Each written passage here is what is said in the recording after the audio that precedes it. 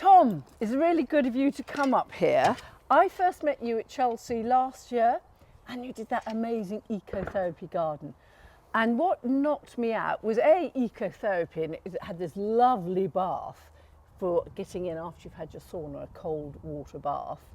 And the whole thing looked so wonderful, the way you'd made the baths, made all the water pools and things like that. And I just thought it was charming. It really caught the zeitgeist, I think, because everyone's into health and gardening and everything. But you are a designer, you're a garden designer. I had thought maybe you were a contractor, because you're obviously a really hands-on man. Yeah, it's true, we did build it as well. Yes. But, predominantly spend my time designing gardens. Yeah. And do your features, your sinks, your troughs, your baths, do they all play a big part in your gardens? I think it might well do in the future. It seems to be that more and more people are looking to use that material. Yes. But it never was really intentional. It was inspired, and I might have mentioned this to you earlier, but being on holiday in the south of France, you see these kind of stone troughs. Like bassins, they call them, don't they? Yeah. Yeah. And normally they just have like a single tap. Yeah. Very, very simple water feature. Yes. The difficulty with that, when you're designing in a small space, as I was, is you're limited to what you can find in the reclamation yard. You know, in terms of, if I can make them myself, I can make any shape, any size. I can make the water disappear and go anywhere. And that was the idea. So it had that authenticity, it had that feeling of the stone troughs, but of course the water was running through the garden, through the planting, and I was able to kind of manipulate it in the way I wanted to. So. Which you could never have found troughs in reclaim yards You to just do what couldn't you do did, it. but you No, could design it exactly the way you want it, and that's the same in a garden. That's a very Yeah. good point. I mean, I remember Geoff Hamilton making his own pots on Gardener's World. It must have been in the early 90s or late 80s. And he dug a hole in the soil and he poured in his concrete mixture and he made these pots. I think they would say, you might say now, well, you would say, compared to yours, they did look a wee bit naff. But it was that whole thing of being able to make your own.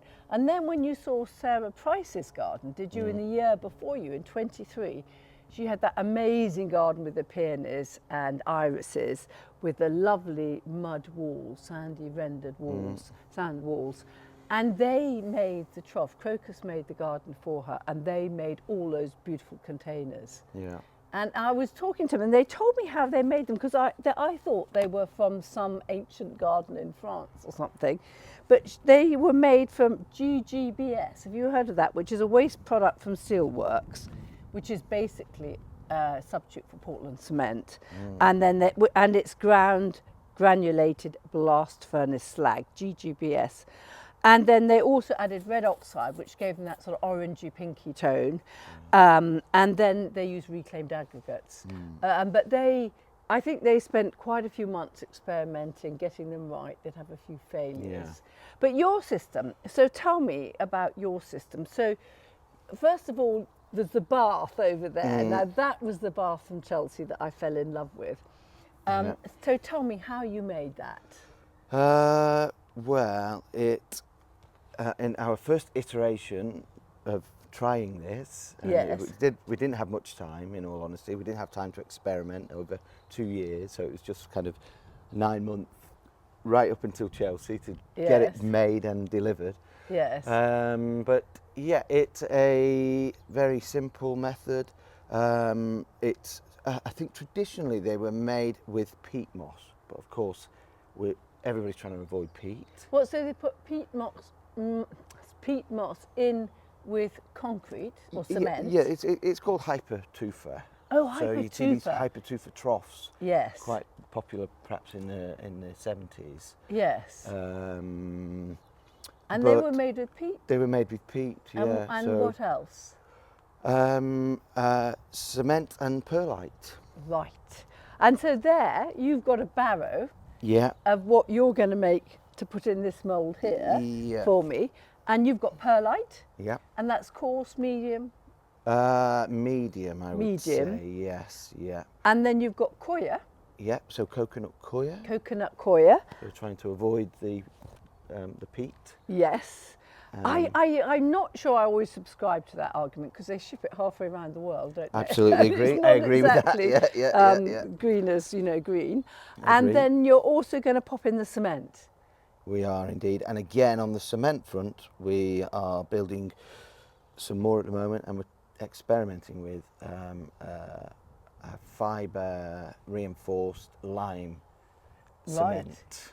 So everybody is trying different materials to make cement. Yeah, ultimately we want that strength Yeah. that cement affords us, but we're trying to move away from cement, I guess. Yeah. No, it's all very laudable. We've got a huge cement works up the road, Ketton Cement. But I think when you're building, engineering massive structures, bridges, houses and beams, I think it's going to be a long time before the big boys find a substitute. I don't know. I think it is happening. It is actually. happening, yeah. Yeah. But they have to do so many tests over so many years. That's right. I don't quite know how they test that 30, 40, 50-year period. Because there's lots of high-rise flats in London, you see them spalling because they're reacting with the reinforcing bars that's causing the chemical reaction and it's throwing them off, 50 years down the line. Yeah. It's tricky business. Yeah, it is. Yeah. And so we're going to put in cement, we're going to do a 3-3-3 ratio about. Yeah. With a shovel full. Yeah. One perlite, one coir, one cement. Yeah. Yeah. And you made this former, so you very kindly said you'd make me a baseless pot, because I love my baseless pots. And so you've done it with 2 bits of ply former, and you've got a gap of 30, 40 mil in between? Yeah, probably 40, 40 mil. And it actually doesn't even need any mesh, really. It seems to be structurally very, very strong. Okay, yeah. And when you have them with no base, of course, there's very little pressure on them, really. Because the roots and pressure goes below, it's not taking a load. Like if that pot had a floor and I put a huge, great heavy plant in, that would be taking quite a load. And the moisture and the frost and the everything frost, else. yeah. So that relieves that loading on it anyway. And then this is the little bit that I contributed, which I ragged it or painted on this, and this is sunflower oil. Yeah. And I just did it like I do a cake tin. Yeah. And I sloshed the oil on with a rag on the inside.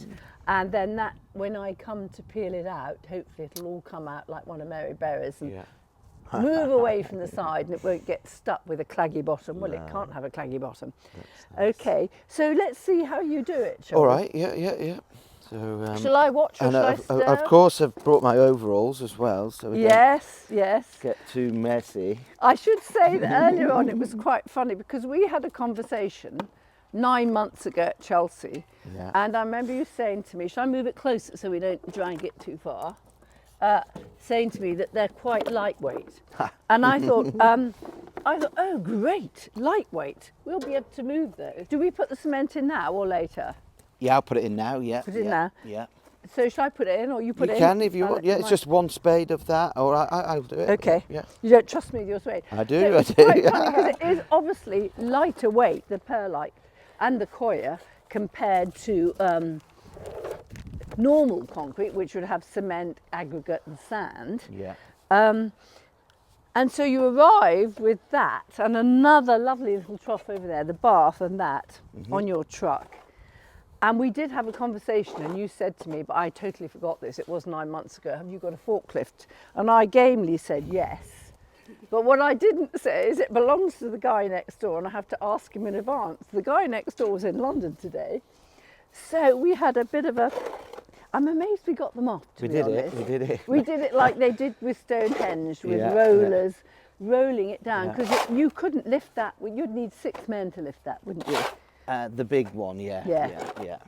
So, but we got it off. I think that's really good, down to you much more than me, obviously. So I'm watching you do this. And if you did a lot, you'd do it in a cement mixer, would you? Yeah. And also, really what we're trying to get is like, almost like a Rice Krispie cake consistency. Right. So not too wet. Rice Krispie cakes. Just you like were born in the 60s. Well, maybe it's the northern man in me, maybe. What is a Rice Krispie cake? So it's Rice Krispies Sorry? It's just covered in chocolate, isn't it? Really. Oh, Yes. so you get melted chocolate And you Rice just get that Krispies. nice kind of consistency, don't you? Oh, I Yeah, see. yeah. Right. Okay. Yeah. Well, for those who haven't made Rice Krispie cakes, it's basically, how would I describe it? It's like a mud pie, isn't it? But it's not too sloppy. Yeah. If you made it too sloppy, what would be it would just take longer to dry out. Yes. Also, it would be probably too smooth on the face, so you don't get that nice texture. Right. Okay. They do. Some of it is more textured than others, Yeah. isn't it? So that's where we've got like that difference in mix, really. But Is it? yeah, so that would at the top would be a drier mix, really, I where it's see. very textured. Yeah. But, But can you rub it? If I took the mould off when it's sort of gone off, but not totally, could I get some sandpaper? Could I do anything to You can or sandblast it? Just get a stone or like just to take the edges off it. Yeah. So any piece of stone that you can find and just Yeah. And do it in a round not it. too uniform way. Yeah, and just Yeah. tumble it, I guess, Yeah. almost, but by hand. Yes. And So- then also the ones at Chelsea, obviously you'd weathered them a bit, so they had a bit of moss, I did. lichen, algae. Yeah. And I always find if you want to go for the instant greenish look, just getting a few dock leaves or rhubarb leaves, Yeah. whatever you've got, and rubbing them over. Yeah. And instantly you get a lovely green. Even earth gives it sort of earth and dock leaves, give it a nice we sort of did. greeny browny.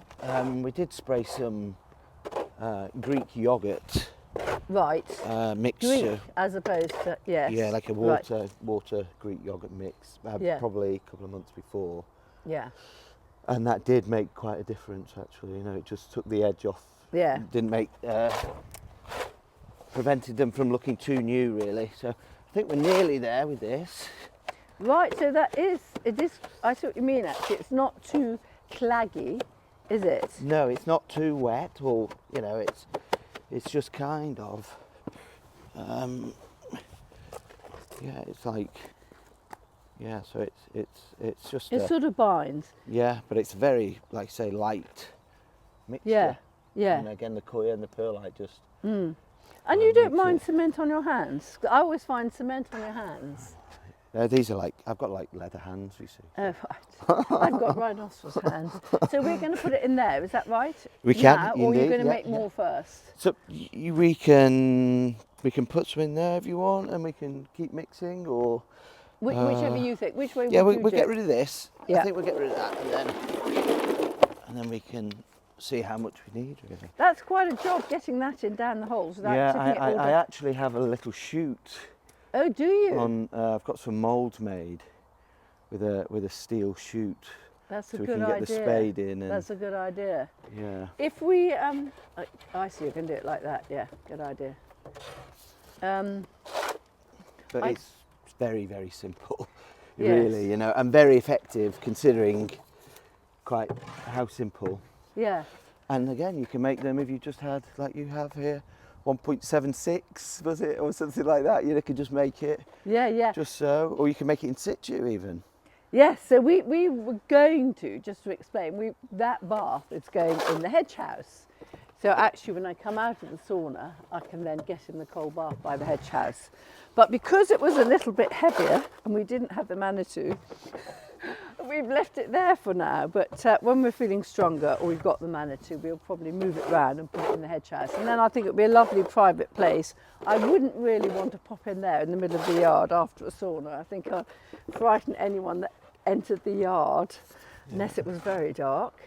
I should be helping, shouldn't I? And then I'll ram it down in. Do you ram it down in stages? Just pack it down, yeah. Yeah. Okay. And again, you then end up with that rammed earth kind of effect as well. Yes, that is nice, isn't it?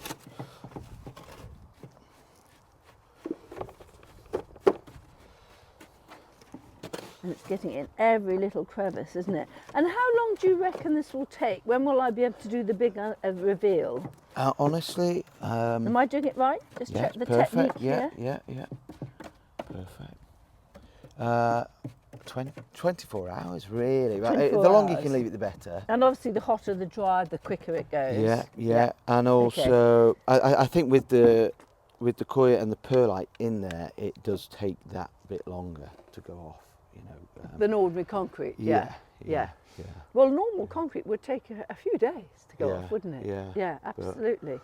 But yeah, it's. I think after 24 hours, you can probably peel it, but longer you can leave it, the better. Yeah. Some people, we have done for Chelsea before now, we've actually, I remember we did some big dragons that we wanted to age, and they were stone, big stone dragons. And so we shot blast the stone, and obviously when you shot blast stone, you pit the surface, and so you get a bigger surface area, so you do get more colonisation of the lichens and mosses and things like that much more rapidly than if you just have a smooth stone surface. And we did actually use some acrylic paints, sap greens, umber, sienna, which is a real cheat, and it will probably affect the patina over the long time, but for Chelsea you cheat everything, we did have an artist actually turn up and was painted. Did you as well? Oh, you cheated too. Painted lichens. Yeah. Everybody has to cheat at Chelsea because it's such a fast time frame, isn't it? Yeah. So what are you doing for Chelsea this year? I've got the right texture. Yeah, I think that's pretty good. Yeah, I think that's really nice. I'll put that in. So it's 4 times the size, the garden this year. 4 times the size. So the one last year was how big? It was 4 by 3 metres. Yeah. This year is 9 by 7 metres. Oh, so that's one of the ones by the Royal Hospital? Yeah, and it's for the amazing Red Cross. Oh, the British Red Cross. Yes.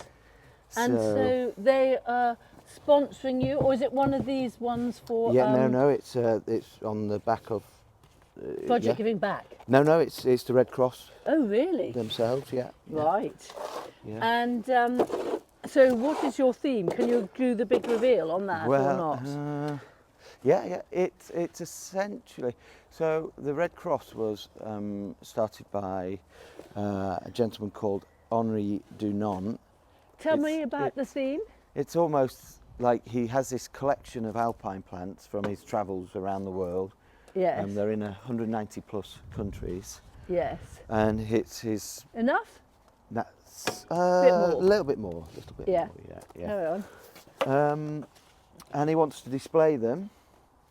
So... So you're making the alpine troughs? Yeah. Exactly like this. How many are you making? There's around 30 troughs to display the alpines. Yeah. And then there's steps through it and steps across water. So you're making the steps, you're doing the water features. So this is lovely, this little trough, isn't it? I'm going to mount it up on some stones. Your walls, a bit maybe 50 mil thick? Yes. Yeah. Lovely. And then you've got this nice texture again on the top. Yeah. I'm going to put ferns and things like that, I think. And it will look really nice underneath this vine and next to the cork oaks. Yeah. But it's stunning, isn't it? It's really, really nice. Yeah, I mean, they have been undercover, so they've not actually weathered in any way. No, so this will, in 6 months, you look at those balls, how they've gone, it'll be totally different, really. No, that's really nice, really strong. Yeah, and really kind of robust, I would say. Yeah, very nice indeed. Well, as you know now, trying to get them off the back of the truck, they were... This one, we couldn't even lift this, could we? No, so how we managed that other one is... Yeah. So this, and I said we couldn't lift it. We did this we slid it down, we put 2 big... with 2 big bits of wood on the back of your truck. And we skedaddled it down. And with the big one, we put drain pipes under on the planks of wood. And we rolled it down. I think that was pretty ingenious of you to do that, to be honest. But anyway, I'm really pleased with that. Thank you very much indeed. So let's go back and finish, shall we? And I do look forward to seeing that with some plants around yeah. And This weekend. When it's aged a little bit. Oh, not this weekend. It'll be 2 weekends' time. I'm back in the garden, so it will look really nice. So we're just going to finish filling now, and then we're going to unpeel the moulds tomorrow. 24 hours, and then we'll unscrew those. Yeah. Yes. And it'll just come away. We've oiled it. Yes. And then the centre one, you just need to undo again, the same. Yes. And be careful taking that one out. It might be worth taking that centre one out first, actually. Right. So you don't disturb it. Right. And then the outer one second. Right. Yeah, Okay. yeah, Lovely. yeah. And so that's with an ordinary screwdriver that like that. Yeah. Yes. Yeah. Okay. Lovely. Again, yeah, really simple.